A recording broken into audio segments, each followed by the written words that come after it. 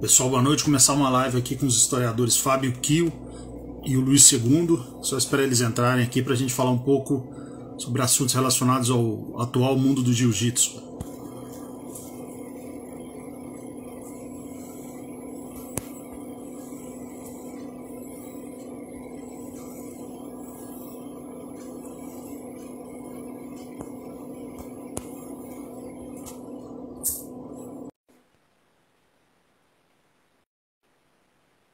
Fala, meu amigo Padial, como é que você está? Tranquilo? Boa noite. Boa noite. Isso. Tudo jóia, Floresta? Bacana ter sua presença aqui. Já há um Eu tempo que... aí que eu acompanho o seu trabalho também e todo esse resgate que você faz aí sobre o judô, sobre o jiu-jitsu. Uma honra estar falando com você, esperar o nosso amigo Fábio Takal entrar aqui para a gente poder fazer essa live. Opa, tá certo, Floresta. Eu que agradeço pela oportunidade de estar aqui. Né? Eu me lembro, alguns anos atrás, eu assistindo, escutando seu programa, né, que inicialmente saía somente o áudio, né? Logo quando você iniciou no YouTube, e hoje é uma honra poder estar aqui com você, que é uma pessoa do bem, uma pessoa que está sempre buscando resgatar a história da luta no Brasil e no mundo. E também de estar junto com o Fábio, né, que é um grande pesquisador que já está também fazendo esse trabalho aí já tem mais de década. É um mestre, né? O Fábio tá entrando aqui, acabei de fazer o convite para ele. Uma honra ter vocês dois juntos aqui e essa tabelinha em dose dupla aí. Depois a gente vai falar mais para frente do projeto que a gente tem de fazer uma live individual com você e uma com o Fábio também, Certo. novamente. Fábio que Boa já noite. figurinha carimbada aqui do nosso canal. Uma honra ter novamente o Fábio aqui, um dos maiores conhecedores, não só do mundo do jiu-jitsu, mas da história da arte marcial no nosso país. Ele já é um parceiro aqui do canal, já faz algumas participações comigo, e é sempre uma honra ter ele aqui, que eu falo que ele, além de ser um grande conhecedor, também é uma pessoa que tem um carisma bem marcante. Uma honra ter você aqui novamente, meu amigo. Obrigado, Flores, pelas palavras aí. Fico muito feliz aí. Obrigado mais uma vez pelo convite.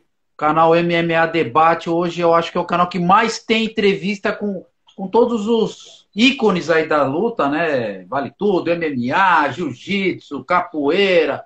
Floresto acho que fez, nem sei, perdi as contas aí de quantas entrevistas o Floresto fez, mas é um canal que realmente quem gosta de conhecer, escutar esses ícones falando, tem que entrar, né, tem que conhecer o MMA Debate, que lá você vai encontrar todo o estilo de luta, grandes mestres. Pô, legal tá aqui. Luiz II, grande estudioso do judô aí, o cara tá mostrando pro mundo aí o judô, né, sobre um outro prisma, pô, fazendo um trabalho muito interessante aí. Legal tá aqui com vocês. Ô, gente, deixa eu só, acho que eu esqueci, vou pegar um fone, acho que o áudio fica melhor, né?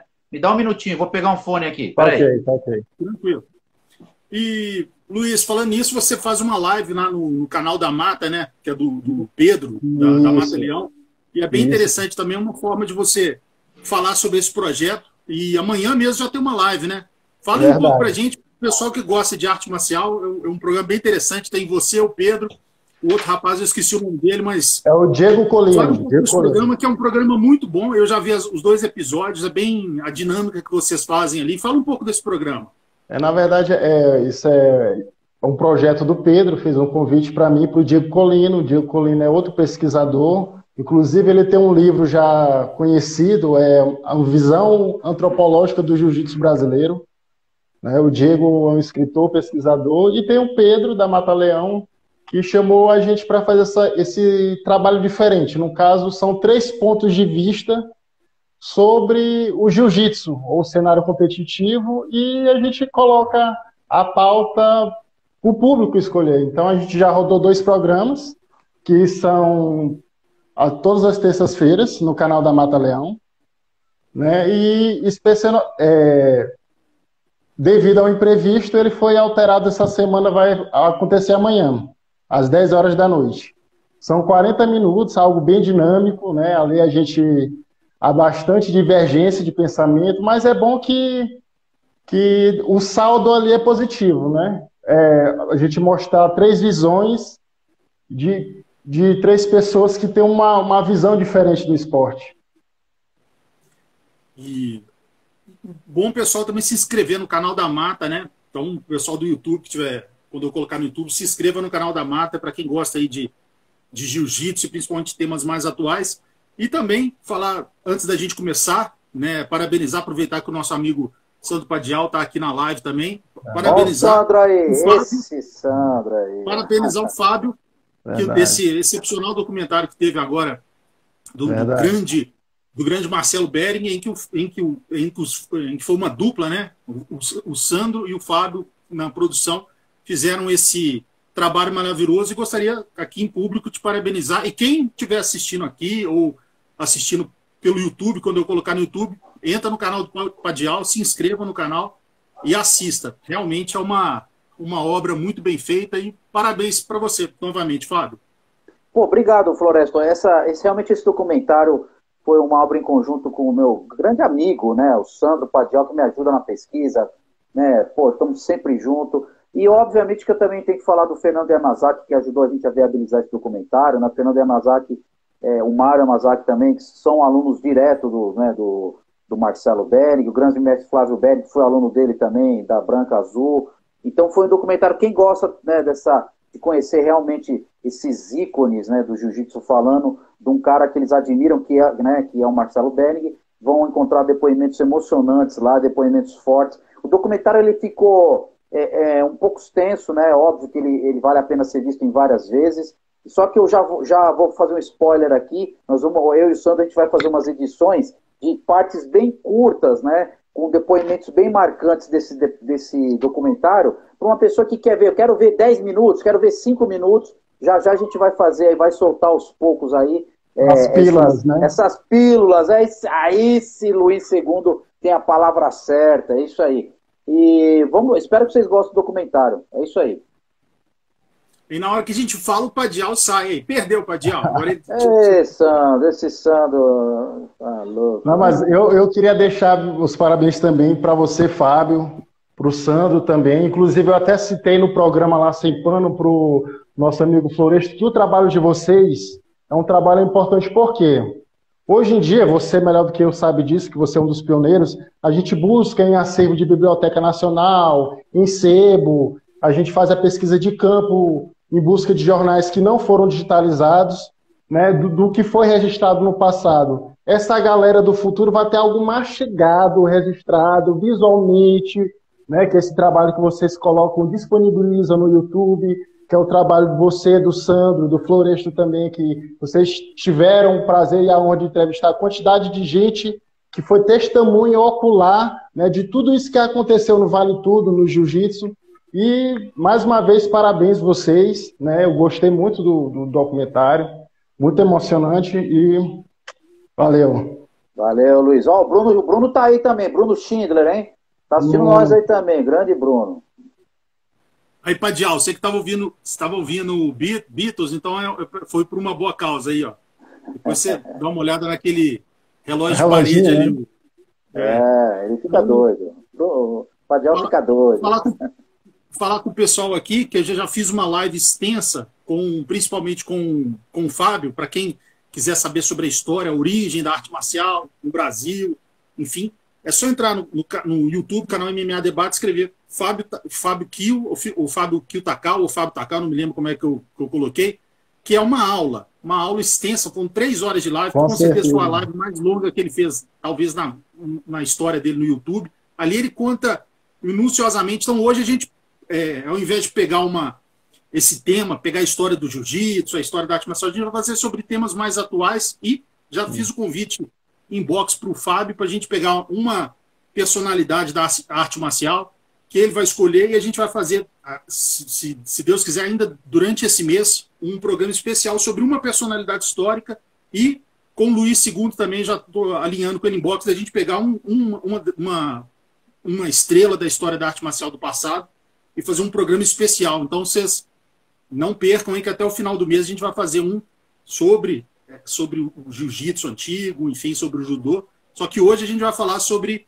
temas atuais. E o primeiro tema, não vou dizer nada aqui, é só uma opinião, um bate-papo, não tem nenhum propósito de polêmica nem nada, Mas a primeira pergunta, que a gente sabe que dentro das regras da IBJJF, a pessoa tem que ter 18 anos, no mínimo, para ganhar a faixa preta, e o grande Mica Galvão, esse fenômeno do jiu-jitsu, ganhou, né, com 17 anos, com todo o mérito dele, enfim. Aí a pergunta que eu tenho, o que vocês acham disso, né, que tem que seguir o padrão mesmo da regra, ou se para vocês, dependendo do caso, como é o caso dele, que é um fenômeno, é de fato uma pessoa que tem um talento absurdo, pode ser aberto alguma exceção, mas se bem que no caso dele, esse ano ele faz 18, e se eu não me engano ele falou que não vai disputar nenhum torneio dessa federação até ele completar os 18 anos. Então, assim, ele só vai colocar essa faixa por essa federação quando ele completar os 18 anos. Enfim, mas o que vocês acham disso? Que tem que seguir a regra mesmo?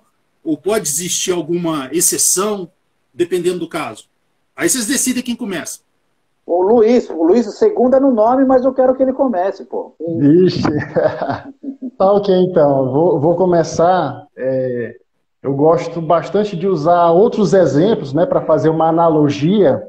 Como o Fábio falou, eu desenvolvo esse trabalho no Instagram, mostrando uma outra perspectiva, né, do judô e do jiu-jitsu, sempre correlacionando, né, fazer uma ligação. E em relação à graduação, alguns anos atrás, a gente teve a graduação do grande mestre Rickson Gracie, né, a faixa vermelha.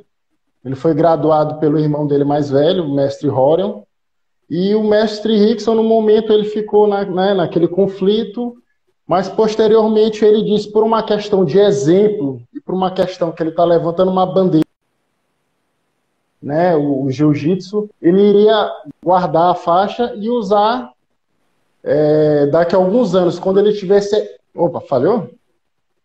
Deu uma falhadinha, mas esse falou... Dá como exemplo o mestre Rickson. Pode continuar. Certo. O mestre Rickson, alguns anos atrás, ele foi graduado, né, da faixa vermelha e preta para a vermelha, né, a faixa de 9º grau. E ele não se sentiu, por mais que ele seja uma sumidade na arte suave, que aquele era o momento certo. Então, como forma de exemplo, até porque ele está lutando para unificar o jiu-jitsu, acabar com essa quantidade de federação, globalizá-lo, ele guardou a faixa vermelha e permanece usando a faixa vermelha e preta. Então, eu creio que se o mestre Rickson, que é uma pessoa que foi o cara que foi partícipe dessa construção, né, deu a cara a tapa, foi para o Japão, foi para os Estados Unidos, é um cara que está aí desde de novo com a família dele e até agora já em prol, divulgando o jiu-jitsu. Se ele se deu de exemplo, eu creio que, por mais que o Mica Galvão seja um fenômeno, é um rapaz talentoso, né, tem mostrado um show aí desde a faixa azul. O rapaz compete tudo que é luta agarrada, greco-romana, judô. Não que ele não tenha condições técnicas, mas eu creio que, até pelos demais vamos dizer, representantes da arte suave, se fizeram como exemplo, eu creio que ele deveria aguardar um pouco. É meu ponto de vista, né? Porque eu gostei bastante do posicionamento do mestre Rickson na época, então eu creio que, assim, eu tenho uma visão mais purista da coisa. Então eu creio que não é o momento certo. Mas o cara é um fenômeno, sou fã dele.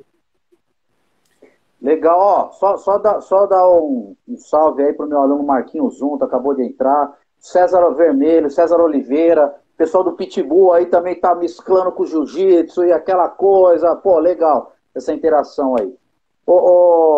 Floresto, né, e Luiz, olha só, esse é um assunto super polêmico, né, mas vamos lá.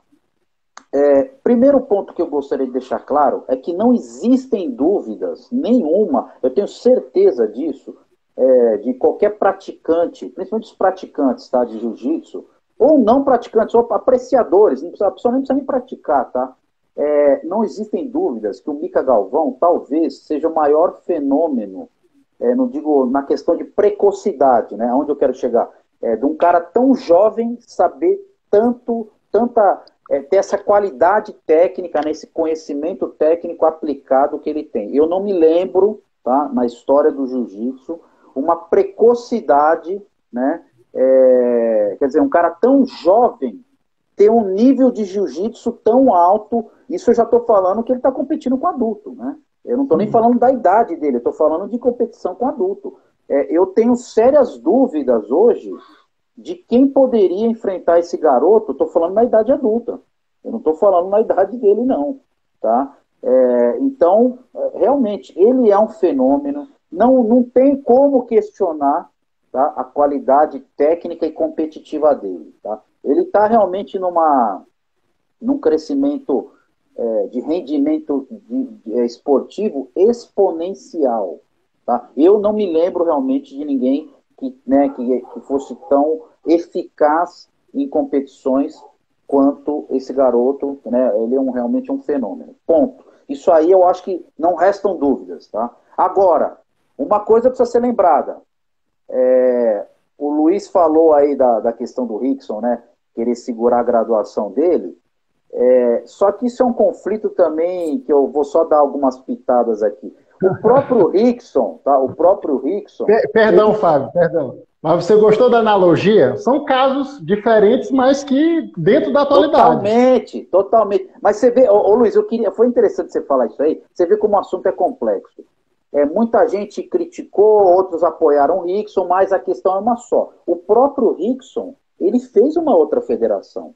Tá? Então é muito complicado você afirmar, são várias federações.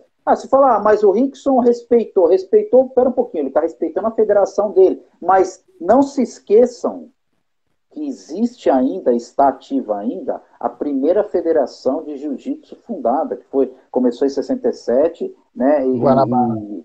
A Guanabara, o Luiz sabe. Hoje quem né, entre aspas, é o presidente de honra, né, é o Robson Gracie, o mestre, né, o grande mestre Robson Gracie, que hoje é o patriarca. Mas, assim, por questões que eu não vou entrar no mérito aqui de questões de conflitos familiares, o Rickson não é mais ligado a essa federação, que, na verdade, foi fundada pelo pai dele. Né? Se você fosse ver a Ferro e Fogo, o Rickson deveria seguir a federação que foi fundada pelo pai dele. Tudo bem que não é mais o pai dele que é presidente, talvez seja por isso que ele optou por fundar a federação dele. Então, eu só estou colocando esses pontos para você ver como esse assunto é complexo. Né? É complexo você falar, não, tem que ser assim. Né? A primeira federação que a gente conhece, que foi essa da Guanabara, ela tinha, né, um sistema que, como a gente está falando aqui, ela não permitia que um jovem abaixo de 18 anos tivesse aí, né, fosse graduado a faixa preta, e eu vou explicar por que agora. Por quê? Existem algumas declarações muito pontuais, né, e claras, tá, do grande mestre Hélio Gracie, onde ele deixa claro que as pessoas que foram graduadas por ele, a faixa preta, que são poucas, tá? Isso é um grupo bem seleto mesmo. Um grupo bem seleto. Floresta, isso é um outro tema depois, hein? Um dia nós vamos pegar isso aí, o bicho vai pegar nesse tema aí. Mas o grande mestre... o bicho vai pegar. Eu já sei por quê. O grande mestre Hélio Gracie, ele não reconhecia as faixas pretas, né, de todo mundo. Ele reconhecia só as que ele concedeu, né? E por quê? Eu vou responder isso aqui para vocês. Porque para o grande mestre Hélio Gracie, não é o Fábio que está falando, é o grande mestre Hélio Gracie. Tem várias declarações, tá? Para o grande mestre Hélio Gracie, só era considerado um faixa preta quem tinha as qualidades de professor. Ele não queria saber se o cara era campeão, ele não queria saber se o cara, entendeu? Não, o único critério que o grande mestre Hélio Gracie levava em consideração para conceder o diploma de professor faixa preta era que a pessoa tivesse condições de ensinar o jiu-jitsu, né, da forma que ele considerava ideal. Né? Então, se a gente analisar por essa perspectiva do Hélio Gracie, né, que foi a pessoa que idealizou essa primeira federação, lógico, com a ajuda de outros mestre, né, Oswaldo Fávero estava presente, Elcio Leal Bindo estava presente, grande mestre Álvaro Barreto, João Alberto Barreto, eu não estou esquecendo, né, Carlos Gracie, obviamente, tá? Eu não estou esquecendo de ninguém. Carson, tá? Então, todo esse pessoal que estava nessa época, né, que estamos falando da década de 67, né, um deles, inclusive, um dos fomentadores é o grande mestre João Carlos Austragésio Lataíde, né? Hoje faixa vermelha. Todos esses mestres, Armando Vrit, eles estavam nessa época. Mestre Mansur também na parte de arbitragem, né? Francisco Mansur. Enfim, tá? Eu não, né, talvez, é lógico, eu vou esquecer, não vou lembrar de todos os nomes aqui agora. Munir Salomão, né? Mas, enfim, todos esses mestres, eles determinaram essa regra, né, que não poderia ter um faixa preta, né, abaixo dessa idade, e especificamente para o mestre Hélio Gracie, ele achava que era muito importante o quê? Que a pessoa, para ganhar faixa preta, ela não tinha que necessariamente... Hélio Vigio, aí, ó, meu amigo Rodrigo aí falou, então, necessariamente, ele não tinha que ganhar um campeonato, ele tinha que saber ensinar o jiu-jitsu, ele tinha que ter as qualidades, né, que o Hélio Gracie considerava como essenciais para que o cara se autodenominasse um faixa preta. Então, na verdade, no conceito do Hélio Gracie, um faixa preta, ele não era necessariamente um grande competidor, mas sim um grande professor, né? E eu acho realmente, hoje eu tenho 49 anos de idade, e eu acho que talvez os mais jovens não concordem comigo, e lógico, isso é comum, mas eu acho realmente que vocês, ou qualquer pessoa que tem um filho, né, uma criança, enfim, um adolescente, é muito difícil você confiar ele a um jovem, né, de 18 anos. Né? Será que esse jovem realmente tem maturidade? E eu não estou falando só de ensinar o jiu-jitsu. Quem coloca uma criança para aprender uma arte marcial, ela tem que aprender muito mais do que a técnica, ela tem que aprender valores intrínsecos da arte marcial. Com certeza. Tá? Então, isso é muito complexo. Então, eu não estou em cima do muro, não. Eu acho realmente que uma pessoa com menos de 18 anos, ela não tem maturidade suficiente para ser um professor de jiu-jitsu. Ele pode sim ser um grande competidor, né, que ele já provou que nós não estamos questionando isso, mas eu acho que realmente a faixa preta, ela tem que estar atrelada ao título e aos valores do professor, ou seja, a pessoa que porta uma faixa preta, ela, além da técnica, que ela é essencial, claro, ela tem que saber outros valores a mais. Bacana. E depois eu vou fazer uma pergunta específica. Como que seria uma federação de vocês dois, uma Fábio Takal Jiu-Jitsu e uma Luiz Segundo Jiu-Jitsu? Quais seriam as regras? É lógico que a gente tudo aqui a gente está fazendo uma grande brincadeira aqui, sem nenhuma polêmica nem nada, mas a gente deve fazer um exercício como é que seria a federação de vocês dois. Continuando falando de federação, né, a gente sabe, desde essa primeira federação da Guanabara, né, eu tive até a honra de entrevistar o grande mestre João Alberto Barreto, e ele contou um pouco sobre essa época da participação que ele teve nessa época da criação da primeira federação. E depois disso, hoje a gente tem, vamos dizer, a principal, né, em termos de inscritos, de tudo, a mais emblemática é a CBJJ, né, do que o Carlinhos Gracie preside. Temos a Confederação Brasileira de Jiu-Jitsu Olímpico, Confederação Brasileira de Jiu-Jitsu Esportivo, enfim, tem várias confederações. Né, uma pergunta que não é só também sem polêmica nenhuma, é só um exercício que a gente está fazendo aqui. Teve, semana passada, uma graduação, né, de faixa vermelha da academia do FADA Jiu-Jitsu. Gostaria que vocês falem o que vocês acharam disso. É lógico, respeitando que se trata de uma outra federação, com outras regras, enfim. Mas se vocês acham que, respeitando essas outras federações, se elas deveriam ter, pelo menos, critérios parecidos, por exemplo, para passar de preta para coral, X anos. Então, vamos supor que dentro de uma federação, a regra são 20 anos de faixa preta para virar faixa coral e 20 anos de coral para faixa vermelha. Vamos dar um exemplo. Se todas deveriam seguir o mesmo tipo de graduação, não ter nenhuma faixa entre, ou vocês acham que tem que ser aberto mesmo da maneira que for? Falem um pouco sobre isso. É lógico que é um tema polêmico, mas, né, a gente respeita todas as federações, enfim. Mas como que vocês acham que deveria ser o critério, se deveria ser parecido, se deveria ser aberto mesmo? Fale um pouquinho sobre isso. Ô Luiz, hoje o Floresta tá querendo que os caras jurem a gente de morte, cara. Que isso? Ele tá fazendo umas perguntas pra gente aí que os caras vão atrás da gente depois, pô. Que isso, Depois eu vou mandar... da gente, cara. E vou mandar os prints dos seguidores, os inbox que eu recebo. A gente. Mas é saudável, né, a gente falar sobre esse tema aí. Ó, 2 amigos meus, desculpa aí. Cris Yamazaki, faixa preta lá de Valinhos. Patrício Astorga, faz tempo que eu não vejo. Um abraço pra eles aí. Desculpa aí. Vai lá, Luiz. Toca o pau aí. Não, vai lá, Fábio. Agora. Olha lá, ele jogou pra mim a bomba. Agora ele jogou pra mim a bomba, cara. Eu iniciei sobre o Mica Galvão, agora. Você começa a começar, né? Exatamente. Essa ninguém quer responder, né? Só para contextualizar, né, o que o Floresco falou, tem algumas pessoas que não saibam, uma das federações de professores ligados ao grande mestre Oswaldo Fada, né, onde o mestre Luiz, né, o mestre Guedes é o presidente, né, lá do Rio de Janeiro, ele promoveu, né, dois mestres, o mestre Osório e o mestre Levi, a faixa vermelha 10º grau, né?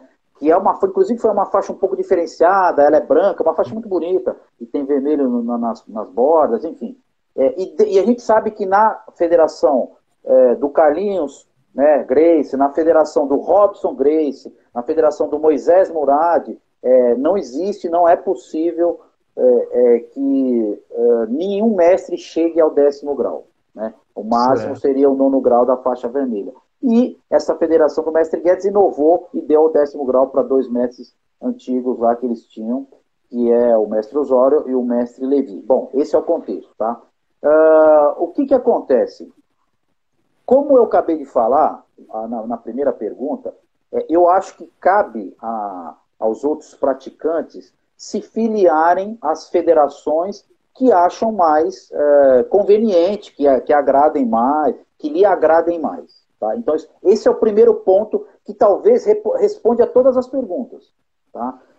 Então, se você não concorda com alguns critérios daquela federação, né, alguns critérios principalmente de graduação, eu acho que por isso que existem outras opções. Né? Cabe a você fazer parte de outras federações. Né? Hoje, nós sabemos que tem algumas federações que são maiores, outras menores, mas existem opções. Tá? Então, não cabe a mim aqui questionar, porque é uma diretriz, né, que o mestre Guedes adotou e ele aplicou. Mestre Wilson, né, lá do pessoal do Fada, e eles aplicaram isso. Não cabe a mim questionar. Né? Como eu acabei de falar, cada federação tem a sua norma, o seu estatuto. Tá? E, obviamente, que muitas pessoas criticaram, mas tem que levar em conta que cada federação tem o seu estatuto. Ponto final. Agora, respondendo a outra pergunta que o Floresta quis complicar a gente aí, ó, o que eu acho dessa questão da graduação de alguns mestres? Uma coisa que eu acho muito importante, talvez, o Floresta, isso é uma constatação, que algumas federações, isso eu falo que algumas federações, elas têm graduado mestres que não estão na ativa. Agora eu estou puxando para mim, tá? Eu sei que vou receber crítica, mas eu acredito que isso não é justo. Tá? Então você tem lá, por exemplo, professores que foram graduados a faixa preta na década de 70, tá? Nunca mais ensinaram jiu-jitsu, e eu não estou falando que eles não sabem, mas eles foram praticar outras profissões, tá? Foram atuar em outras áreas e não tiveram mais o ensino do jiu-jitsu nem de forma secundária. Né? Aí o cara, o que acontece? Algumas federações vão lá, você ganhou a faixa preta em 79, então hoje você é faixa 8º grau. Tá? Então, eu particularmente não acho isso justo. Eu acho que existem sim graduações que precisam respeitar uma coisa só, a atividade do professor em prol do jiu-jitsu. Então, ele pode nem ter dado aula, por exemplo, mas será que ele, um exemplo, ele tem uma fábrica de kimono? Será que ele, ajuda um projeto social? Será que ele dá aula 3 vezes por semana? Será que ele pesquisa para o jiu-jitsu? Né? Tem várias maneiras de você ajudar né, a fomentar o jiu-jitsu ou qualquer outra arte marcial. Tá? Mas eu acho que a pessoa que se desligou totalmente da arte, né, mesmo que ela tenha ganhado faixa preta há 20, 30 anos, eu não considero justo hoje ele portar, por exemplo, um 7º, 8º grau ou qualquer... Tem que trabalhar em prol do jiu-jitsu de qualquer forma que seja, organizando o campeonato, ajudando, sendo árbitro, tem várias maneiras que você pode contribuir, tá? Então, essa é a minha opinião. Vai, Luiz. Bom, o Fábio já falou aí muita coisa, assim, concordo plenamente com a explanação do Fábio. Floresto, teve uma graduação no Tijuca Tênis Clube que ocorreu em novembro de 1991, certo? Foi que o grande mestre Hélio, de fato, oficializou os faixas vermelhas 10º grau. Tem pessoa ilustre aí, chega. Desculpa, Luiz, perdão, meu irmão. Desculpa. Não, desculpa. Boa noite aí pro... Boa noite aí pro nosso... nosso amigo, primeiro meu primo, Ricardo Eta, Elton Silva, só pessoa ilustre aqui hoje, hein? Boa noite aí Só te cortando, Luiz, rapidinho. Um abraço pro meu amigo Elton Silva, né, também um grande historiador. E semana que vem a gente vai fazer um programa com o Cristiano Milfonte, com o Elton, falando sobre o mestre Jorge Gracie. Então, o pessoal que gosta aí também da história da arte marcial. Semana que vem, quarta-feira, 8 horas. Um abraço, Elton. Continua aí, Luiz. Desculpa. Boa noite aí também pro Elton, né, um cara pioneiro que está agora com esse trabalho aí, né, tem uma trilogia muito rica, né, dar os parabéns pelo trabalho. E voltando, dar boa noite também para os meus seguidores que estão aqui, Sensei Nestor, ao meu amigo Bruno, que eu ainda não tinha falado com ele. Valeu, galera, por nos prestigiar. E também ao Sandro Padial, né, que é o grande incentivador aí da pesquisa. Mas voltando, teve essa graduação em novembro de 91, que ocorreu no Tijuca Tênis Clube. Até então, inclusive eu já debati isso com o Fábio, né, em grupo de WhatsApp e tal. Ali, a priori, pegaram os faixas azuis escuras, ou seja, os primeiros professores e instrutores da Academia Gracie, e eles foram graduados. Carson Gracie, mestre Armando, mestre Hélio Vigio, né, esses alunos seletos aí que são famosos. Mestre João Alberto Barreto, Pedro Emetério, né, que é um dos grandes alunos dos irmãos Gracie. E outros alunos receberam a faixa rubro-negra. Teve também o grande mestre Oswaldo Fada, que recebeu a faixa vermelha. E nisso ficou estabelecido que ficava resguardado o 10º grau aos 5 irmãos Gracie. Né? O mestre Jorge Gracie recebeu essa graduação postumamente, porque ele morreu na década de 80. O mestre Oswaldo morreu na década de 40, mas eles foram colocados como... graduação máximas da arte. E nisso, desde esse momento, a gente já tinha representantes da linhagem Fada e o jiu-jitsu naquele momento se unificou, certo? Então, assim, eu já debati, isso já virou até polêmica em grupo de WhatsApp. No meu ponto de vista, outras pessoas de grande importância deveriam receber tal graduação. Né? Um grau póstumo, como Geo Amore, entre outros. Eu não vou falar o nome de cada um, senão a gente vai se estender muito. Mas, assim, com o decorrer do tempo, foi se mudando. Tanto é que existe o único faixa vermelha da história, com 40 anos, foi o mestre Rosado, né? Foi graduado pelo mestre Carson. Mas, na época, existia, né? Foi dentro do regulamento vigente na época. Fábio, me corrija se eu estou errado, foi em 2013 que teve essa reforma e que se inseriu a nova faixa, a vermelha e branca, foi 2013? Acho que 2013, se não me engano, também não lembro de cabeça. Pois é, então assim... Mas aí foi na do Carlinhos, né? Foi na do Carlinhos, não tem nada a ver com a do Hélio. Não tem nada a ver com a do Hélio, mas assim, quando a gente vai competir, as maiores competições, maior notoriedade e credibilidade é do Carlinhos. Sim. Então, quando houve uma reforma que impactou, foi essa da Federação do Carlinhos, que foi inserida uma nova faixa, representando o 8º grau. Sim. Então, assim, eu meu ponto de vista, eu sou a favor de preservar o que foi estabelecido. Inclusive, o mestre Flávio Berg, ele, quando ele completou 70 anos de jiu-jitsu, em 2016, salvo engano, ele fez respeitando os mestres dele, ele permaneceu com o 9º grau, mas ele usou uma faixa que é uma espécie de grau filosófico. Existe uma lenda, né, que o Jigoro Kano tinha esse projeto de criar essa faixa branca que representava o eterno aprendizado, que a partir do momento que a pessoa chegou naquele momento ali, ele é um eterno aprendiz. Então, assim, o mestre Flávio respeitou, e alguns outros mestres já citaram que quando completarem mais ou menos tanto tempo de faixa vermelha, vão fazer algo do tipo. Respeito os mestres que estão inovando, né? Lógico, eu tenho que respeitar, eles têm história, têm nome, não é à toa que eles estão aí. Foram 2 alunos diretos do grande mestre Oswaldo Fada, mas eu ainda sou a favor de preservar a graduação que foi estabelecida da Federação da Guanabara. Eu sou a favor do purismo, porque se você olhar aqui por analogia, o judô, por mais que a gente tenha a CBJ que regula, existem as ligas, que são outras federações. E mesmo assim, elas continuam preservando as graduações de forma unificada. Não há essa divergência. Eu creio que essa separação de graduação dificulta muito. Né? Digamos assim, até se as pessoas ainda têm alguma esperança de ver o jiu-jitsu olímpico, eu creio que com essa separação e essa divergência de graduação vai dificultar.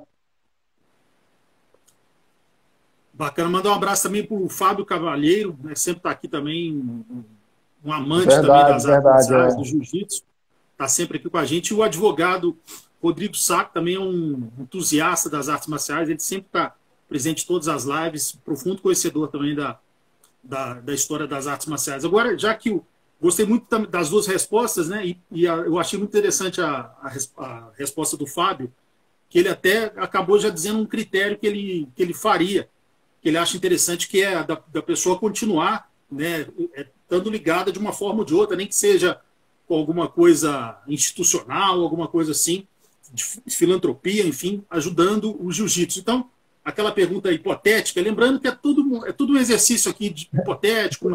Floresta, eu nem entrei nessa...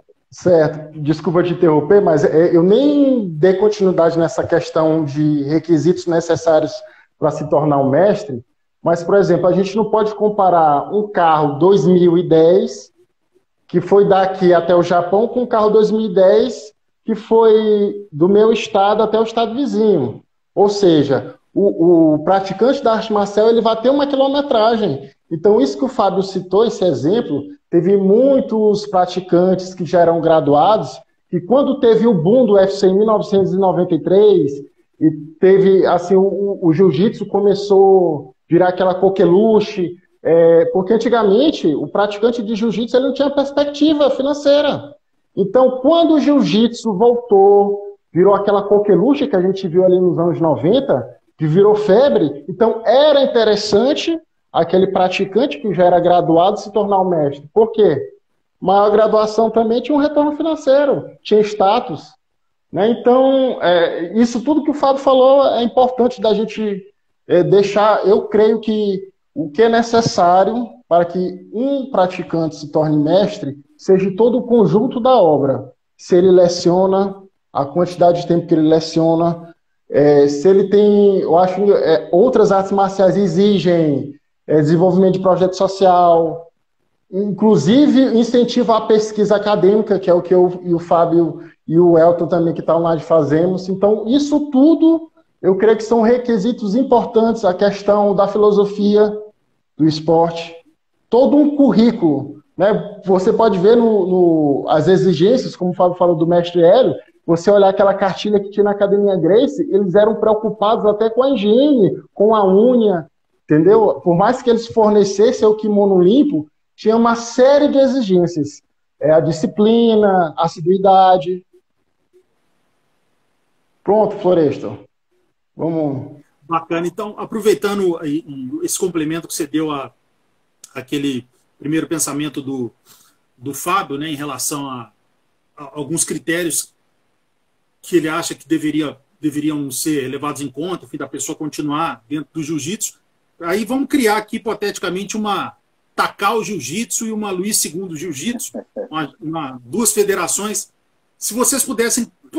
Acabaram que vocês já falaram algumas coisas a respeito dentro dessa resposta anterior, mas quais critérios vocês acham assim que dentro da federação de vocês seriam importantíssimos, que para vocês isso não poderia deixar de ser? Citem alguns casos de vocês que numa possível federação, algumas regras que vocês teriam que seriam preponderantes. Posso começar, Luiz? Quer começar? Pode ficar à vontade. Fica à vontade. Flores, vamos lá. Bom, primeiro um abraço ao Humberto Totaro, o cara que estou comigo há 30 anos atrás, tá aí, pô, que legal aí que ele tá prestigiando. Ronaldo Fuji, ó, começamos a treinar. Ó, se tem uma influência que eu dei boa pro Ronaldo, começou a treinar hoje, pô, da equipe Berg aí, legal. Ó, Floresta, é o seguinte, eu não me considero apto, né? Eu não tenho tanta experiência como esses dirigentes das maiores federações hoje, tá? Eu acho que eu me coloco no meu lugar, né? Assim, não tenho essa vivência que, por exemplo, um Carlinhos Gracie tem, que um Moisés Moradi tem, que, né? Enfim, que são os presidentes dessas federações que a gente está falando. Quem sou eu para criticar, entre aspas? Óbvio que eu tenho o meu ponto de vista, tá? Não estou em cima do muro, não, de novo, mas que fique claro o seguinte, eles têm experiência e vivência no jiu-jitsu, e uma coisa que eu falo para vocês, é muito difícil você agradar milhões, olha só a palavra que eu estou falando, milhões de praticantes pelo mundo. É muito difícil, tá? Então, eu tiro o chapéu pelo trabalho que eles fazem, tá? E para não parecer que eu quero sair fora da pergunta, talvez um ponto que eu acho que as federações têm sido um pouco...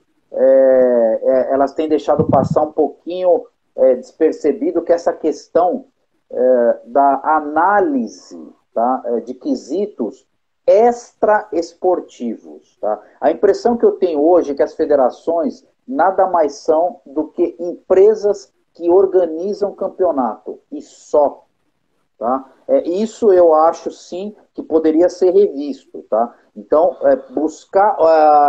buscar outras formas, o mestre Moisés, da CBJJE, tem feito isso que eu sei, tá? Buscar outras formas, tá? O próprio Rickson, né, com a federação dele, acho que tem tentado fazer isso, buscar outras formas que não seja somente a esportiva de prestigiar os praticantes, né? Então, eu acho que existem outras maneiras, tá, de você criar critérios, graduações, enfim, maneiras de falar para o cara, olha, para você ser um faixa preta, não adianta você saber só a sua técnica, não. Você sabe você sabe os valores que um professor tem que ter, você sabe como que o jiu-jitsu foi criado, por que o jiu-jitsu foi criado, você sabe aplicar a defesa pessoal no mesmo nível que você tem o seu desempenho esportivo, né? São perguntas. Será que esse cara que é tão bom na parte esportiva, será que ele está nesse mesmo nível na parte de defesa pessoal? Né? É uma pergunta. Será que esse cara que sabe tanto quais são as regras de vantagem, de 2 pontos, etc, etc, será que ele sabe quem desenvolveu o jiu-jitsu? Será que ele sabe quem foi Hélio Gracie? Será que ele sabe quem foi Carlos Gracie? Será que ele sabe quem foi Jorge Gracie? Jao Omori, Takeo Iano, Yasuichi Ono, né? Ele tem que saber, na minha opinião, eu não tenho dúvida que ele tem que saber. Só que hoje, tá, a federação não apresenta nenhum critério para o cara ser faixa preta. Né? No judô existem exames de faixa preta. O judô, ele exige exame de faixa preta. No jiu-jitsu, não. Não existe exame de faixa preta. Né? Então, isso é uma crítica, talvez, que eu faço para as federações, para talvez pensar numa solução um pouco mais abrangente, que não só esportiva. Hoje, eles são apenas organizadores de campeonatos. Né? Eu acho que o jiu-jitsu é muito mais amplo que a parte esportiva. Né? Então, isso talvez seja uma coisa a ser observada. Excelente. Fala, Luiz. Bom, complementando, que eu tenho o mesmo pensamento que o Fábio, essa questão de federação, o que a gente enxerga hoje é que as regras pré-estabelecidas estão engessando a arte marcial. Veja bem, eu vou dar um exemplo do judô. O judô, no penúltimo ciclo olímpico, foi vetado a catada de perna. Tiraram o teguruma, o kataguruma. Ou seja, de 2012 para cá, é tempo necessário para a formação de um faixa preta. Esse faixa preta, ele não vai ter o mínimo conhecimento. Gente, isso aqui eu estou dando como um exemplo, né? Que até para o exame de Shodan ele vai praticar o kataguruma. Mas esse atleta, ele já não vai ter aquele feeling de utilizar na hora necessária a catada de perna. Entendeu? É o que está acontecendo com o jiu-jitsu. Determinadas regras estão engessando a arte marcial nos modos da competição. Outro dia eu vi o mestre Roller falar que um campeão do mundo não sabia sair de uma gravata. É justamente esse aspecto que o Fábio suscitou agora. Ou seja, existe todo um currículo necessário para que a pessoa se torne faixa preta. Defesa pessoal, a parte acadêmica que o Fábio falou, a parte filosófica. Ou seja, o que está ocorrendo nos dias de hoje, tem faixa preta que não sabe lutar em pé, que para ele é mais cômodo ele fazer aquela quedinha sentada ali, puxar para a guarda, fazer o Rikikomi e lutar, não sabe defender. Então, com essa quantidade de regras, por exemplo, a gente está vendo agora o que está em ascensão aí nos Estados Unidos, é essa galera que está lutando sem pano, que mete chave de pé de onde você quiser. Por quê? Porque em determinado momento a chave de pé foi banida. Se você olhar lá para trás, coisa de 30 anos atrás, tinha uma quantidade de galera aqui no Rio de Janeiro que era conhecida de sapateiro, por quê? Porque aplicava chave de pé. A partir do momento que restringiram a técnica, a pessoa que vai receber o golpe, ele não sabe nem se defender. Isso está deformando, tirando a marcialidade da luta. No caso, a eficiência marcial. Bacana. Parabéns aí pela resposta de vocês dois, alto nível, e é isso. E só pegando uma das primeiras explanações que o Fábio falou, então assim, a gente não está aqui fazendo um debate de qual regra é melhor, qual federação é melhor, e mais um exercício aqui de o que a gente faria para complementar, mas cada uma tem sua peculiaridade, enfim, e como o Fábio disse no início, se uma pessoa for praticante, ela que olhe das regras de qual confederação ela se encaixa melhor, enfim. Então, esse exercício aqui, a gente respeita todas as regras, todas as federações, é mais para a gente fazer uma brincadeira, um exercício aqui entre a gente e esse alto nível aí que vocês dois responderam. Agora, fazer duas perguntas em uma. A primeira é, vocês podem citar 5, 10 nomes, enfim, quais os nomes, peso por peso, da história que vocês mais gostam do jiu-jitsu de competição, né? E depois disso, vocês falariam. Aí também é uma pergunta. Hoje é o dia, hein, Fábio? Hoje é o dia da polêmica. Se vocês criassem um campeonato de jiu-jitsu de vocês, sem falar o que vocês acham de bacana em determinado campeonato ou não, no campeonato de vocês, quais que seriam uma determinada regra? Olha, seria uma luta de 20 minutos que só venceria quem finalizasse, ou não teria vantagem, enfim. Qual seria uma determinada regra de uma competição de jiu-jitsu para vocês? E antes disso, quais os maiores nomes aí da história do jiu-jitsu de competição que vocês viram? Vai, Luiz. Segura o rojão aí, Luiz, vai. Cara, para falar em relação a craque aí, eu não vou falar da galera que eu acompanhei. Roger Gracie, eu creio que isso seja unânime. Roger Gracie, grande atleta. O Royler também. Tererê. Marcelinho Garcia. É um cara que, na época, quando eu vi ele fazer aquele utigari duplo, aquela queda que ele cai escalando com a perna aberta, aquilo ali eu fiquei espantado, né? Que aquilo ali inovou bastante. Cara, assim... Se eu for falar, a gente vai perder a noite, porque eu sou fã daquela galera toda do Carson, né? Aquela galera que iniciou ali. Tem os clássicos aí que eu vi na época, Roleta com Valide, entre outros. São muitos nomes, mas assim, um jiu-jitsu que eu acho... Eu ficaria entre o Royler e o Roger Gracie. Até porque o Royler ele foi um cara que ele lutou com diversas gerações, ou seja, ele pegou o jiu-jitsu old school e enfrentou essa galera do jiu-jitsu moderno, né? Ele participou da transição, pegou essa galera berimbolista aí. Agora, a pergunta, na regra do jiu-jitsu aí, uma competição que você fosse dentro da sua federação, a Luiz II, como é que seria aí as regras principais aí de uma competição de jiu-jitsu? Certo. Eu, com certeza, não teria vantagem. A luta, se ela amarrasse, ela iniciaria, voltaria em pé. Não poderia o famoso tiro de guarda. Se pudesse tiro de guarda, eu colocaria o que era válido bate-estaca também. Eu retiraria mão de vaca e deixaria o pau cantar. Uma coisa bem básica. Enfatizando sempre, ou seja, o atleta que fosse mais agressivo, ele seria privilegiado.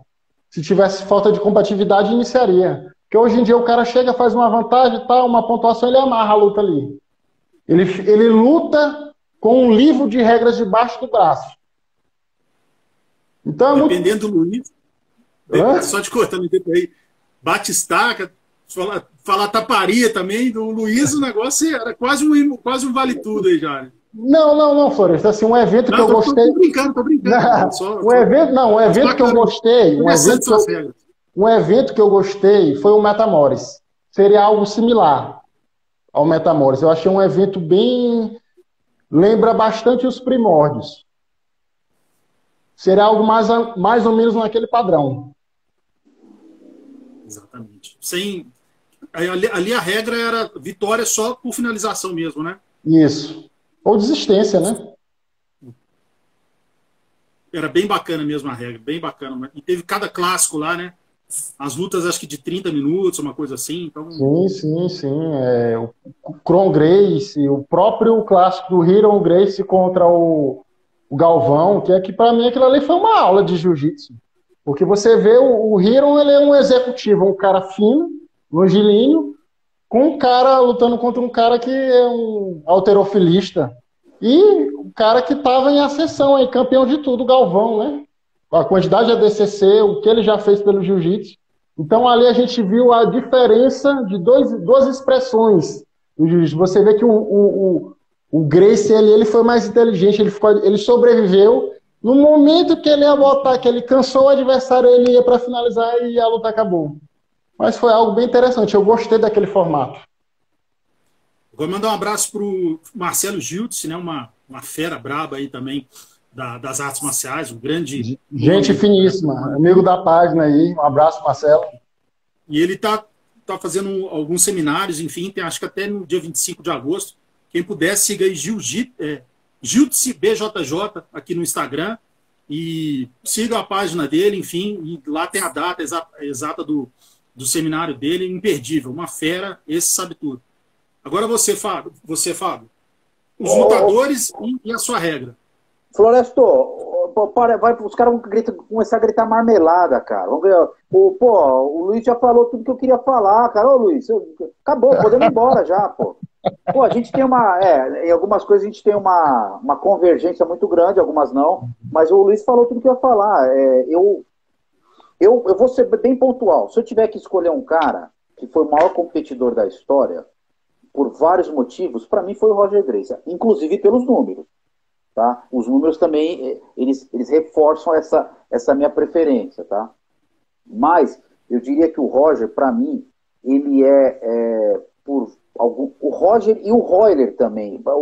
O Luiz já fudeu com a minha resposta aqui, já não tem mais o que eu falar. O Luiz é muito inteligente, ele falou dois exemplos, né? Um cara muito leve, que lutou com pesados. O Roger, por que eu acho ele um fenômeno, né? Obviamente que ele ganhou tudo que ele tinha para ganhar muitas vezes, e alguém mais crítico, mais severo, pode falar, mas o cara é grandão. Realmente, o Roger é muito forte. O Roger, fisicamente, ele é forte. Só que o Roger, ele não é o mais forte. Na época que ele estava no auge, ele não era o mais forte. Ele era forte, mas não o mais forte. E ele não tinha muita explosão, né? Então isso deixava ele um pouco, entre aspas, em desvantagem em relação a vários atletas da época dele, né, que ele estava no auge. Se você pegar o Roger na época que ele estava no auge, tinha muitos caras mais explosivos que ele, né? E outra coisa que eu coloco o Roger como, na minha opinião, como a personificação, tá, do competidor do jiu-jitsu, que eu acho ideal. O Roger, fazia o jiu-jitsu básico. Eu não sou contra inovações, pelo amor de Deus. Eu acho que feijão com arroz. Feijão com arroz. Tem que ter inovação. Eu sou a favor da inovação. Só que eu sou a favor de um jiu-jitsu que o gordinho faz, que o magrelo faz, que o descoordenado faz. Eu sou um cara descoordenado.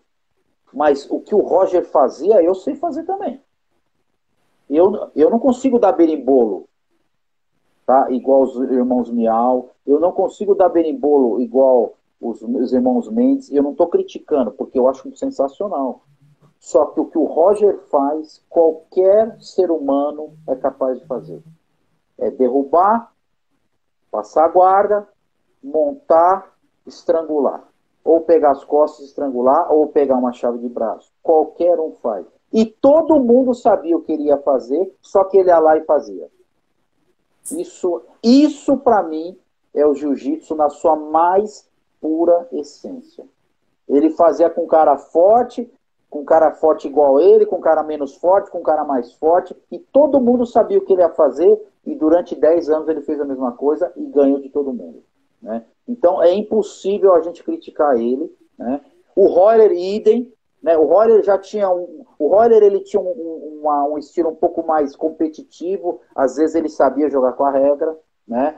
Ele era muito inteligente, só que o Royler, mesma coisa, nunca foi o mais forte entre os competidores do nível dele. Ele era um cara fisicamente fraco, né? Entre aspas, tá? Entre aspas, né? Tinha cara mais forte que ele na época dele e ele conseguia vencer. Tinha cara mais técnico, inclusive, que o Royler, né? Estamos falando agora do Royler Gracie, tá? Só que o Royler tinha uma inteligência de competição muito grande, né? Então ele era um fenômeno, ganhou dos maiores, né? Ganhou e perdeu, mas o Royler também eu colocaria também como um dos destaques, tá? Então o Roger e o Royler são competidores que eu admiro muito, tá? Pelo tipo de jiu-jitsu deles e né, das pessoas de quem eles ganharam. Agora, a segunda pergunta era sobre as regras, né? O Floresto, eu acredito muito no livre mercado, né? Que é uma teoria aí de economia e tal, que o mercado se regula por si só. Você tem que colocar alguns parâmetros bem básicos e deixa o pau torar. Então, onde eu quero chegar? Eu acho maravilhoso essa diversidade de regras diferentes, né? Porque eu acho que a partir do momento... Essa questão que o Luiz falou, de engessar, ela acontece porque uma regra fica durante muito tempo fixa, né? Então, o cara, lógico, as Olimpíadas são assim. Você vê que o cara ganha por décimos. O cara ganha por décimos, né? Por quê? Porque é uma regra muito antiga e o cara acaba se adaptando. Então, quando você tem um universo, agora estamos falando das lutas agarradas em geral, tá? E não só do jiu-jitsu de pano.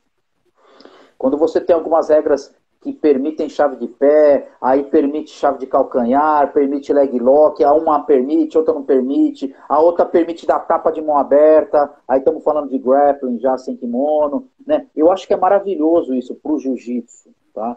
Porque você abre as perspectivas, fala, pô, esse negócio só berimbolo, mas e se o cara puder dar tapa? Será que eu vou dar um berimbolo? Né? E esse negócio de se fazer rikikomi, como diz nosso amigo Luiz Segundo, de puxar para a guarda, Pô, eu posso ficar só puxando para a guarda? E se valer tapa? Eu puxo para a guarda e o cara enche a mão na minha cara, e aí? Será que só puxar para a guarda é suficiente? Será que eu não tenho que saber derrubar o cara e cair por cima também? Né? Então, essas diversas regras, para o cara que tem a mente aberta, para o cara que é observador, né, ele vê que ele tem que saber tudo. Porque se ele se bitolar só em puxar para a guarda, se ele se bitolar só em fazer berimbolo, se ele se bitolar e só fazer double leg e ficar na guarda, vai chegar um momento que ele vai passar apertado, né? Então, quais são as regras que eu acho ideais? Todas. Eu acho que cada evento tem que ter um tipo de regra e o jiu-jitsu de pano, realmente, eu acho que existe uma tentativa genuína, né, de tentar tornar o jiu-jitsu mais competitivo, menos maçante. Mas é muito difícil, cara. É muito difícil.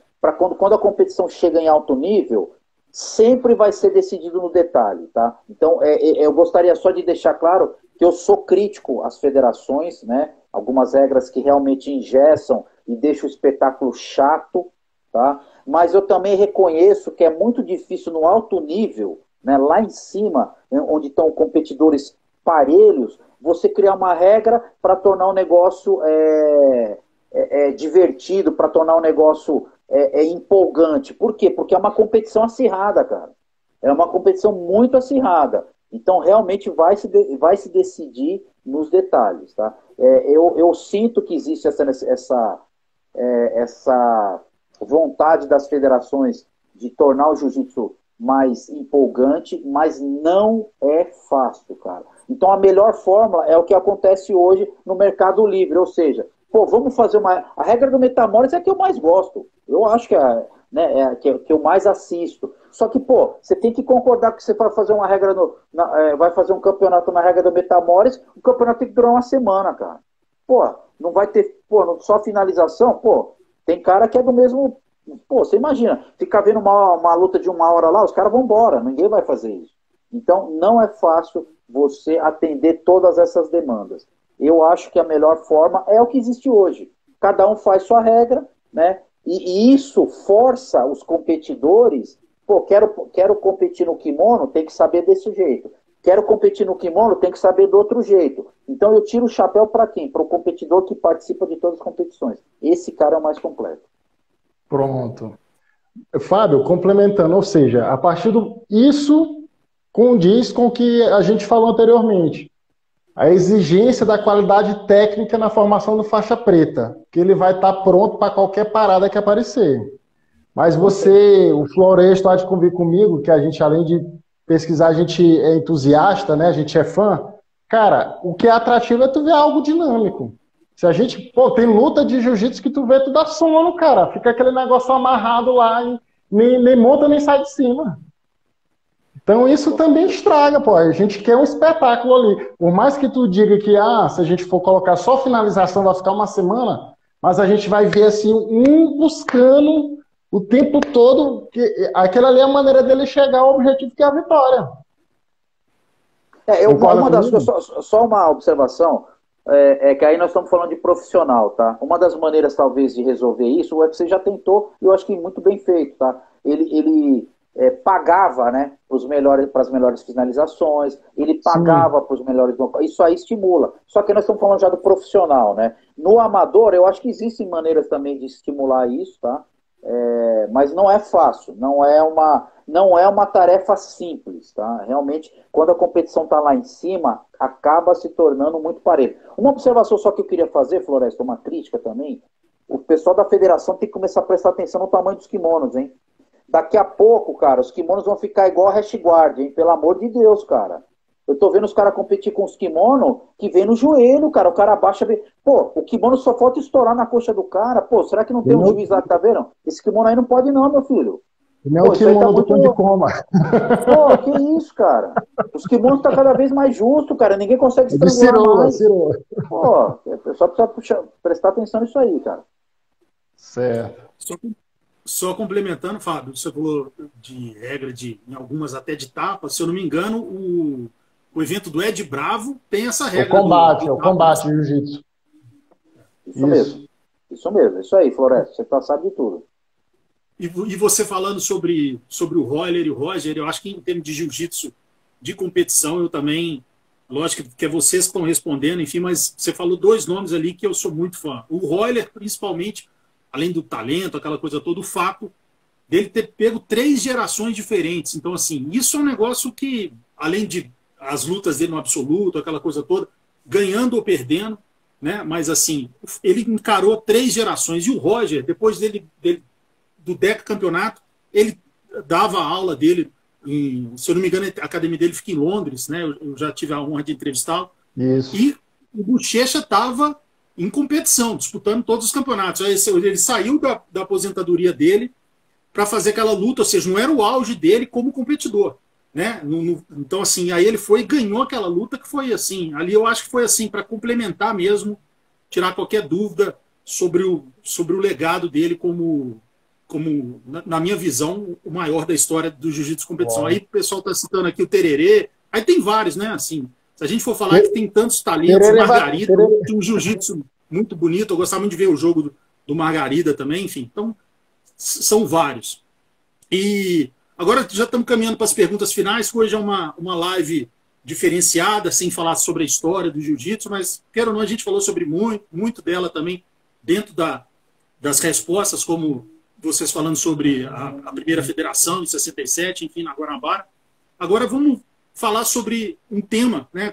Aproveitando que as Olimpíadas acabaram tem uma semana, e sempre tem aquele papo do jiu-jitsu nas Olimpíadas. Qual que é a visão de vocês disso? Vocês acham que é algo que não existiria necessidade? E lembrando que se ela fosse para as Olimpíadas, ela ia ter regras diferenciadas também para as Olimpíadas, que talvez fossem mais restritas ainda, lutas bem curtas, enfim. Então, assim, teria que ser criada uma outra regra diferenciada dentro do Comitê Olímpico, enfim. Qual que é a visão que vocês têm sobre o jiu-jitsu nas Olimpíadas? Ou se vocês acham que não existe necessidade disso? Eu posso começar, então. Por favor. Eu, particularmente, tem pessoas que almejam, têm esse sonho, né? Grandes mestres do passado tinham esse sonho. Eu, particularmente, eu creio que não há uma necessidade do jiu-jitsu ser inserido, minha visão, né? O jiu-jitsu, ele é uma modalidade que olha só, a gente tem o karatê, a gente tem o judô, a gente tem outras artes marciais, tem o boxe. O jiu-jitsu, nesse momento agora, tanto é que a gente está vendo aí o Mika Galvão, o Gordon Ryan, ele já está, ou seja, está gerando muito, tá tendo, agora o atleta de jiu-jitsu está começando a ter um bom retorno financeiro. Eu particularmente, assim, não é uma coisa que eu não vá nem me estender muito, eu não vejo necessidade, né? O jiu-jitsu, ele já evoluiu em outros aspectos, que agora a gente está vendo o jiu-jitsu pedagógico já está sendo lecionado em escolas, em alguns países já está sendo inserido no currículo como educação física, e isso sim é importante, no meu ver. Eu não creio que seja tão relevante assim. É importante o que está ocorrendo agora, ele ser inserido dentro do currículo de ensino das escolas, né? Esse desenvolvimento está tendo agora do jiu-jitsu, a ludicidade, isso que eu creio que, no meu ponto de vista, é o mais importante no momento. Após esse alicerce, pode ser que o próximo degrau seja o jiu-jitsu olímpico. A priori, não. Muito inteligente sua resposta, Luiz. Eu não vejo, num futuro próximo, né, isso acontecer. Tá? Os fatos mostram-se, né, se mostram por si, né? Não existe ainda uma relação estreita entre Comitê Olímpico e entidades de jiu-jitsu, até porque não está unificado e até porque a federação hoje, na verdade, ela é uma empresa, tá? E não uma instituição filantrópica, tá? Então, enquanto o jiu-jitsu não for unificado dentro de uma instituição filantrópica sem fins comerciais, eu acho muito difícil ter essa aproximação, né, entre o Comitê Olímpico e o jiu-jitsu como instituição, né? Tem que ter uma instituição realmente, como eu te falei, .org, vamos dizer assim, né? Não .com, entendeu? Não pode ser uma empresa que toca o jiu-jitsu. Agora, eu vejo que é muito difícil o jiu-jitsu se manter dentro do que nós conhecemos hoje e atender os requisitos olímpicos. Eu vejo muitos entraves nisso, né? O jiu-jitsu teria que fazer muitas concessões né? Inclusive concessões estruturais da luta para se adequar ao universo da competição olímpica, né? E eu vejo que talvez não fosse tão positivo para a arte marcial em si, tá? Teria que abrir mão de muita coisa. Eu vou fazer um parênteses muito polêmico aqui agora, mas acho que talvez... a Daniel Branchin aí fez uma observação genial. Um dos entraves é a semelhança entre o judô e o jiu-jitsu, né? Para o leigo, estou falando para o leigo, tá? Pelo amor de Deus. Esse cara não sabe... Para a pessoa leiga, tá? Para a pessoa leiga, o judô e o jiu-jitsu são muito parecidos, né? Então, isso é um entrave, né? A Olimpíada não pode ter duas modalidades muito próximas, não faz sentido, né? Agora, outra coisa que é importante observar é que o jiu-jitsu, ele só é jiu-jitsu porque ele sempre teve um contato íntimo com a marcialidade, com o vale tudo, com o MMA, né? Ao contrário das esportes de luta que fazem parte da Olimpíada hoje, cada vez mais se distanciam do aspecto marcial, né? O taekwondo, ele é muito semicontato, né? O karatê teve um episódio emblemático, né, na última semana, que foi um golpe de um karateca, tomou um chute, né? Um karateca iraniano, se não me engano, tomou um chute, né? E foi nocauteado, né? O Tufi parece que está vendo, Tufi Carius, aí, segundo o Sandro Padial, nosso amigo, Tufi Carius, um dos maiores pesquisadores aí, né, do jiu-jitsu do Brasil, espero que ele esteja vendo aí, não vi, mas enfim. Então, voltando nesse parênteses, o karateca tomou um chute e foi nocauteado. E o atleta que deu o chute, talvez nem com essa intenção, né, de ter esse contato mais forte, ele foi desclassificado. Né? Então, aonde eu quero chegar com essa observação? Que se o jiu-jitsu perder esse contato, né, esse contato íntimo com esse aspecto marcial, ele vai se tornar uma arte marcial descaracterizada, né? Ele vai perder a essência básica dele, né?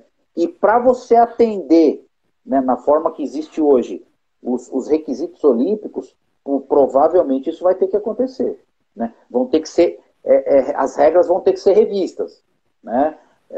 Então, o Marcelo Júlio está falando aí, né? Enfim, precisa se tomar muito cuidado com esse sonho olímpico. Isso pode se tornar um pesadelo, na verdade, né?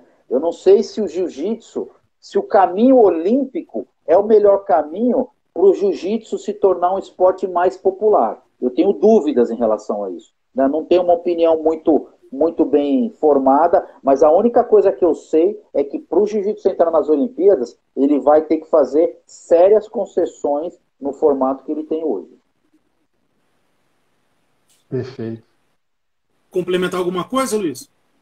Não, a explanação do Fábio foi perfeita. Assim, o que eu acho mais importante hoje em dia, só voltando, é ver o jiu-jitsu sendo lecionado hoje em dia dentro de instituições como faculdades federais, como escolas, no exército. Isso é importante, porque a gente tem que ver que a competição, a finalidade dela era simular um combate real.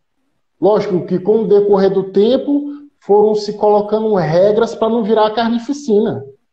No início, nos primórdios, não existia tempo. Tinha gente que tem uma citação no livro do Harrison, que o Fábio sabe quem é, uma grande personalidade da história, que foi um escritor, e ele cita um dos grandes alunos de Goro Kano, que ele disse que nos primórdios, antes de competir, ele ia se despedir dos pais, ver se isso tem cabimento, que ele não sabia como é que ia terminar o combate. Então, houve uma necessidade de transformar isso em algo civilizado e que continuasse preservando o caráter marcial. E, conforme o próprio Fábio falou, eu creio que se for para o caminho olímpico, isso vai se desvirtuar. Eu acho que do jeito que está muito bom, está crescendo devagar, né? E o jiu-jitsu aí está conquistando o mundo. Agora vamos falar sobre... Você também dá aula, né, Luiz? Ou não? Não. Só atuo como instrutor mesmo. Nem tenho tempo para isso ainda. Mas daqui a um tempo você vai começar a dar aula, creio eu, e o Fábio é professor, né? Sim, adultos, crianças, exato. Então, essa pergunta tem a ver, acho até bom o Fábio começar primeiro, e lembrando que é também uma pergunta que a gente não está desqualificando a situação nem nada, mas é um tema atual, que é aquela situação da Simone Biles, né? A ginasta americana. O que aconteceu? Que ela perdeu uma das provas que ela era tida como favorita, e depois disso ela alegou que estava passando por alguns problemas, pressão muito forte, que ela já não conseguia fazer a conexão entre a mente e o corpo, e ela acabou desistindo de algumas provas. Enfim, é válido, é direito dela, enfim, ninguém está tirando isso. Mas qual que é a visão que vocês viram disso? E você, Fábio, e também te colocando como você sendo, hipoteticamente, professor, Luiz, né? Vamos supor que você tem uma equipe, dentro dessa equipe tem um fenômeno aí, tem uma pessoa que é fantástica, e ela perde uma determinada luta e com isso ela baixa a guarda, fica ali, desiste. Qual que seria, o que você tentaria fazer para mudar a ideia dessa pessoa desistir e mostrar para ela que mesmo se ela competisse as outras modalidades com os outros oponentes, se ela perder ou ganhar, faz parte, enfim. Como que você tentaria trabalhar o psicológico, né, em termos assim, na filosofia marcial, na parte educacional, como que você tentaria resgatar uma pessoa que estaria passando por esse tipo de problema? Lembrando que a gente não está criticando o que aconteceu ou não, só uma pergunta sobre que era não um tema abrangente, um tema que simplesmente dominou aí as manchetes do mundo nas últimas semanas. Vai lá, Luiz. Não, você que já tem uma vasta experiência, Fábio, eu acho que... Tá, não, vamos lá. A pergunta do Floresto é muito interessante em relação à preparação psicológica, né? O que acontece? É muito difícil você comparar esportes diferentes, né? É possível você fazer uma comparação, mas eu acho que talvez não seja muito exata, porque são esportes bastante diferentes, tá? Como o Floresto bem disse aí, é muito difícil a gente saber o que passa. Pode falar. Só te cortando mesmo. Então, assim, nem precisa de levar para a parte marcial. Se você fosse o professor dela, com todo o conhecimento que você tem sobre a parte de psicanálise, do esporte, enfim, ela, depois de perder aquela primeira modalidade, ela falando, não vou disputar mais, enfim, se você fosse ou alguém da equipe, né, um competidor que fosse um colega dela ali, ou o principal professor dela, como que você trabalharia isso na mente dela, tentando resgatá-la, enfim, e como a gente diz, claro, né, que a gente respeita, não poderia ser diferente a escolha que ela teve, mas não precisa de ser um exemplo ligado à parte marcial, não, pode ser ligado àquela situação mesmo. Então, você como um companheiro de treino dela, ou como um professor, como que você trabalharia tudo aquilo? Respondendo de forma muito não empática, né? Porque eu não sou treinador dela, como você bem disse, eu não sei o contexto da vida dela. Então, o treinador tem que estar inserido nesse contexto para poder saber quais são os limites do atleta, tá? Mas eu acho que, no meu caso, o que eu tentaria de todas as maneiras era de não impelir, mas incentivar ela que competisse, seja de que forma fosse, tá? Porque eu acho que a competição esportiva, a maior mensagem da competição esportiva realmente é você saber que você pode ter uma mínima chance, mas ela existe, cara. E o jiu-jitsu, né? Por isso que o jiu-jitsu, ele é o maior estilo de vida na minha... Eu sou suspeito para falar, lógico, né? É o melhor estilo de vida que já criaram. Por quê? Porque é através do jiu-jitsu que você aprende que o fraco pode ganhar do forte, que você apanhou 9 minutos e 50, mas se você tiver 10 segundos, você é capaz de ganhar, cara. É possível, tá? E assim, quem treina, quem é praticante, talvez seja mais fácil entender. Cara, no jiu-jitsu você é muito amassado, você apanha muito. Porque nos outros esportes, você no começo, o cara, nos esportes de contato, o cara alivia pra você. No jiu-jitsu não, cara. O cara luta com 100% de carga desde o primeiro dia. ele amassa a sua cara no tatame muito, cara. Então, só fica no jiu-jitsu, né, realmente, quem aprende a absorver essa frustração, né, que é muita frustração, né? E o cara que aprende a absorver essa frustração, ele está preparado para qualquer coisa. Cara. Ele está preparado para qualquer coisa. Tá? Então, como professor, o que eu tentaria era incentivar essa atleta a não desistir, não importa a condição psicológica. É lógico que eu estou falando sem conhecer os detalhes, tá?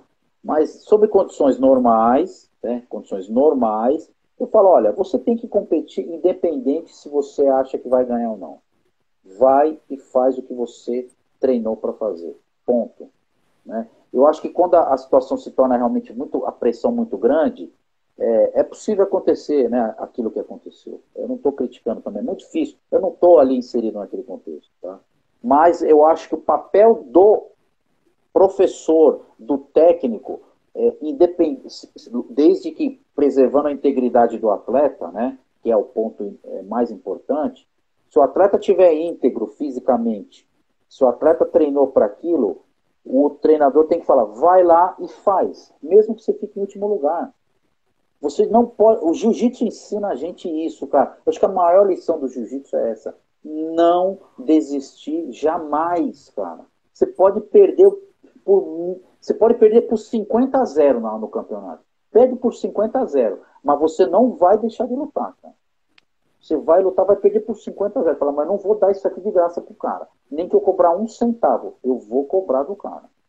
Né? Então eu acho que essa mensagem que o jiu-jitsu traz, você acreditar que você tem chance, né? Não ir lá fazer papel de palhaço, não é isso que eu estou falando. Mas você não treinou? Você não acreditou que tem chance? Vai lá e faz. Né? Eu sei que é complicado, é uma situação muito complexa, mas eu acho que o papel do técnico devia ser incentivar ela a continuar. É isso que eu faria. Luiz, eu concordo com tudo que você falou, Fábio, e é igual você falou, a gente não sabe o contexto real do que tem por trás, né, enfim, mas qual que foi a situação mesmo, enfim, mas eu também, se eu fosse companheiro de equipe, uma das pessoas que está lá com ela na equipe, eu ia tentar, como diz aquela famosa frase que o Fedor disse depois da luta que ele perdeu para o Verdun, né, aquele que não cai não se levanta, então, né, então assim, ela tinha ainda outras competições que eu ia falar com ela, pô, se você perder todas, você já está na história, que você ganhou, se eu não me engano, ela ganhou 4 medalhas de ouro no Brasil, então assim, você já é ou a maior ginasta da história, ou tal entre elas, como a Nadia Comaneci, que é um fenômeno da história e tal, mas ela já escreveu o nome dela, então ganhando ou perdendo, ela não precisaria de provar nada para ninguém, então eu também tentaria fazer o máximo, lógico, respeitando o acontecimento, enfim, eu tentaria fazer de tudo para encher a moral dela, fazer com que ela ganhasse confiança, enfim. E como a gente está falando, é um papo, é uma história que a gente não sabe, mas o que a gente faria como amigo dela de treino ou como professor dela, enfim. Então eu concordo basicamente com tudo que você falou. Vai lá, Luiz. Bom, eu vou falar o que eu escuto desde que eu iniciei, né? Desde pequeno, quando eu dei os primeiros passos aí no tatame, que a arte marcial não é só a questão da competição, não é só aquele momento ali dentro do dojo. Eu vou usar ela no meu cotidiano. Todo momento vai aparecer dificuldade na vida da gente. Todo mundo sabe disso. Então, cabe a nós saber o momento de como agir, que às vezes a gente tem que retroceder para poder ganhar. Então, diante das dificuldades, a gente tem que sobreviver, tem que resistir. Né? Então, dependendo no caso, como você falou, como eu agiria como técnico, primeiro eu iria ver a integridade física dela. Depois eu iria trabalhar o psicológico dela, porque isso também é muito importante. Hoje a gente fica assim, poxa, fulano de tal tá voando baixo, tá batendo em todo mundo. O cara tem uma derrota, sabe, o rendimento dele não é mais o mesmo. Acho que tem outras pessoas que assimilam aquela derrota como algo positivo e viram um combustível para ela se superar. Então, com certeza, eu tentaria passar para ela que quanto maior dificuldade, aquilo ali, na verdade, não é para ela esmurecer, e sim ela poder superar, usar aquela dificuldade como combustível, né? Para ela poder se sobressair. Ó, meu amigo Ronaldo Fuji aí falou, ó, além do que ela tirou a vaga de uma outra atleta que também sonhava estar na Olimpíada. Então, ou seja, realmente ali você tem uma responsabilidade. Acho que você não pode desistir, cara. Né? É um caso complexo, né? Complexo, mas eu acho que realmente eu tendo né? Porque, pô, muitas pessoas que gostariam de estar ali, né? E eu acho que ela não, né? Ela tinha que realmente tentar. É o que a gente, né? É o que a gente acha sem conhecer o contexto, né? Mais detalhadamente. Sim. Perfeito. Bacana. Mais algum complemento aí, Luiz? Não, acho que o Fábio quando fala, ele já dá uma aula de filosofia de vida, né? Mas de fato é isso, Floresta. A gente, quando está lá, não é fácil. As pessoas às vezes acham que é fácil, não é fácil. Eu que já competi, sei como é que é o nervosismo, o psicológico, mas ali quem está ali representando não é só o Luiz, a pessoa, tem todo um trabalho coletivo, tem meus companheiros de treino, tem o meu sensei, então é complicado, entendeu? A gente tem que trabalhar não só a parte técnica, mas o psicológico da pessoa. Então, quando a gente vê uma situação dessa, é complicado. A gente tem que ver, né? Eu, por exemplo, eu não sabia dessa questão aí que ela prejudicou outra pessoa que poderia ter assumido. Isso é muito complicado a gente colocar assim em pauta, né? Mas trazendo para a questão da arte marcial, lógico, eu iria trabalhar psicológico dela e para que ali naquele momento ela desse a melhor versão dela, né? Cara, a pessoa dando o melhor de si, eu já estou satisfeito. E no momento está tendo nenhum julgamento sobre respeito à opção dela, o pensamento. O que a gente, como amigo dela, de treino, né, um companheiro ali, se a gente fosse uma das pessoas da equipe dela, ou o treinador, o que a gente faria? Não, vai lá, você perdeu essa, mas você ainda tem 5 que você é favorita, e quer ou não, se você não ganhar essas e ficar em terceiro, é mais um ouro no seu legado, é mais um bronze no seu legado, é mais outra medalha que você vai ter, enfim, de qualquer jeito, né, vai ser um saldo positivo na sua história, enfim. Chegamos ao final aqui, uma honra ter novamente falado com vocês. O Fábio, um amigo aí já vou dizer de longa data, mas a gente, desde quando eu comecei a conversar com o Fábio, a gente teve uma sintonia bacana. Eu gosto muito da pessoa dele, é um cara sempre alto astral. Quando você dá uma desanimada, assim, acho que eu vou fazer vídeo mais não sei o que. Que isso? Aí ele vem com umas ideias mirabolantes. Se veste de vovó Mafalda. Sempre alguma coisa ele vai tentar te colocar para cima, assim, para você não desistir. Então, assim, é uma pessoa que tem uma energia muito bacana, além de um conhecimento muito grande. E você, Luiz, primeira vez que a gente está fazendo um programa aqui ao vivo, gostei bastante, que eu já te acompanhava. Eu lembro da primeira vez que eu vi um programa, acho que era no canal do Carlão, estava você, o Fábio e o Elton. Achei muito bom a dinâmica e o conhecimento que você tem também. Então, foi uma honra falar com você, e a gente já alinhou, né, que a gente vai fazer um programa especial, fatalmente, sobre o tema judô, e com o Fábio também a gente vai fazer, espero que até o final desse mês, um programa especial também sobre uma personalidade da história da luta do passado, e aí a gente vai pegar essa parte de historiador que vocês dois têm, e o Fábio no início falou quantas lives que você já fez, quantas entrevistas. Essa de hoje, se eu colocar como uma entrevista, que queira ou não foi, é a de número 170 do meu canal. Então, assim... Que isso, cara. Recorde. Quem na internet já entrevistou... Não, aí eu tô falando até em relação a grandes mestres, cara. Eu já entrevistei muito, mas não chego nem perto desse número aí do Floresta. É absurdo, cara. Olha. Quem conhecer realmente... De canal de entrevista, de luta, tirando do grande Marcelo Alonso, o meu acho que é o que mais tem material próprio, assim, de entrevistas, porque tem muito canal que faz entrevista, mas também pega parte de treino, de documentário, de docs, de seminários, coisas que o canal não participou e coloca, que é válido também, não estou criticando, mas assim, o canal que faz entrevistas autorais, vamos colocar assim, eu acho que o primeiro do Marcelo Alonso, depois é o meu, eu acho que em termos de quantidade, assim, e hoje mais uma honra ter falado com vocês novamente. A gente enriquece tanto na parte de conhecimento mesmo marcial, de cultura, de bom gosto. E eu acho que eu sempre tento... a gente tenta primar por essa parte de não ter muita polêmica, não ganhar likes por ganhar, né? Eu acho que bom gosto e categoria, eu acho que é uma coisa principal. E com vocês dois a gente teve uma aula disso. Espero que a gente possa, se bobear, fazer um um programinha, esse trio aí novamente, a gente bola alguma coisa. Vai ser muito legal, como honra ter falado com vocês e o espaço aí para vocês, para cada um de vocês deixarem o recado final. Quer começar, Luiz? Pronto, eu queria agradecer mais uma vez a oportunidade de estar aqui com o Fábio, que é uma pessoa que eu já tenho uma amizade há certo tempo, já acompanho o trabalho dele, né? O Fábio que já escreve vários editoriais aí para revistas, já é um cara que é um dos pioneiros. Ele, o Elton também, que nos acompanham aqui, são pessoas que fazem esse trabalho de pesquisa. O Sensei Hildo também, né, que é outro pesquisador.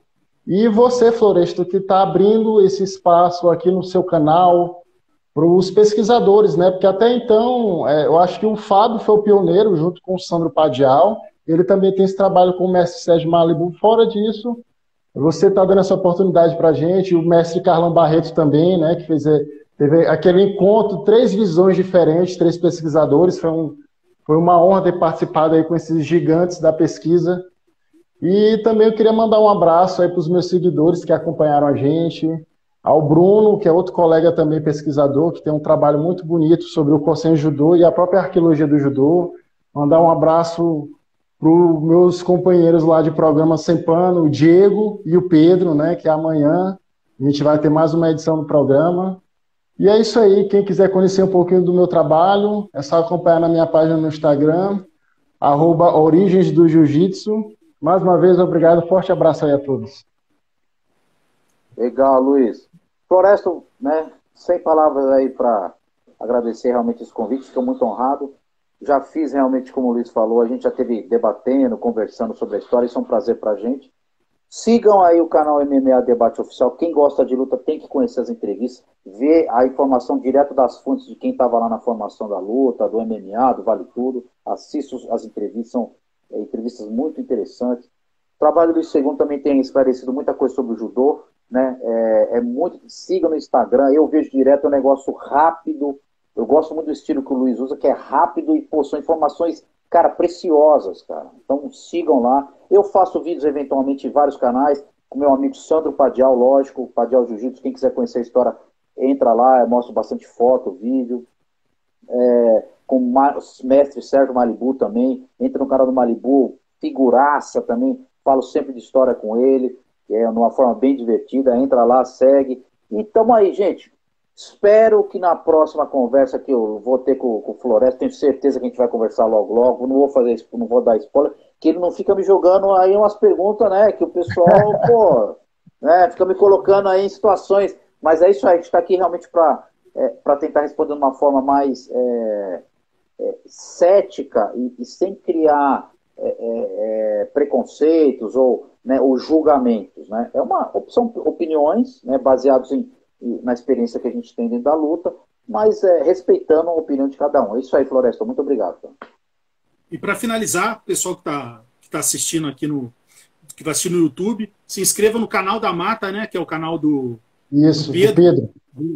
Da Mata Leão, que ele está fazendo uma live com o Luiz e como é que ele chama? Diego Colino. Diego Colino, que também é um profundo conhecedor aí da história das lutas, e cada dia eles têm um tema. Lá que é polêmico, lá com o Pedro não tem como não ter polêmica, né? Então, assim, mas é uma dinâmica bem legal, o jeito que eles estão fazendo também lá no caso deles, com uma pitada também de alto astral, mais de bem humor, mais leve, mais descontraída, né? Que o Pedro é uma pessoa assim, mais super alto astral. Então, assim, não perca amanhã, 10 horas, né? Isso. O canal da Mata.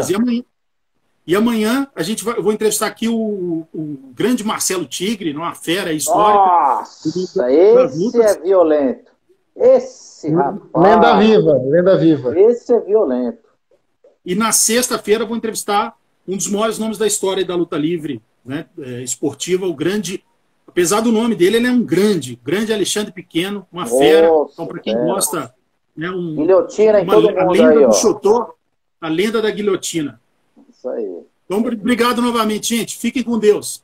Eu que agradeço. Forte abraço, galera. Gente.